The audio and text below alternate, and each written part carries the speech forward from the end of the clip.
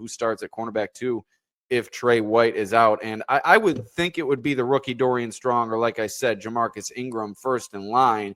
And we heard Terrell Bernard really shower Dorian Strong with praise when he was asked about him after practice on Wednesday, really lauding his mindset and how intentional he's been at practice. And that's really allowed Strong to gain good grasp of the defense quickly in his career and put himself in position to perhaps earn a starting role against the Ravens if Tre'Davious White is out. I'd be a little concerned if that were the case, throwing a player in his first professional game into the fire against the team as talented as the Baltimore Ravens. But at the same time, we saw it with Christian Benford during his rookie year. We see how things have turned out with him, one of the team's top players on defense. So, hey, perhaps that's a good route to go with Strong, and maybe he really hits the ground running and sets the stage for a contributing role. And I also would not count out Dane Jackson in terms of maybe filling in for Tre'Davious White. He's sitting there on the practice squad. The Bills do have those elevations that they can use on a player. I believe you get 3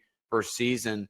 And with Dane Jackson waiting in the wings, familiar in the system, I think that was initially the thought of many in the media, that they would plug and play with the veteran. But after he didn't make the 53-man roster, that becomes a bit cloudy. But hey, at the same time, as I said, you can use those practice squad elevations and maybe thrust Dane Jackson into a contributing role in week 1 against the Ravens. The Bills play their cards pretty close to the vest, so I doubt we'll see any clarity on that until, like I said, at the earliest Friday. But I would expect this to really extend all the way into game day, and we'll see who runs out there with the starting defense to begin that game.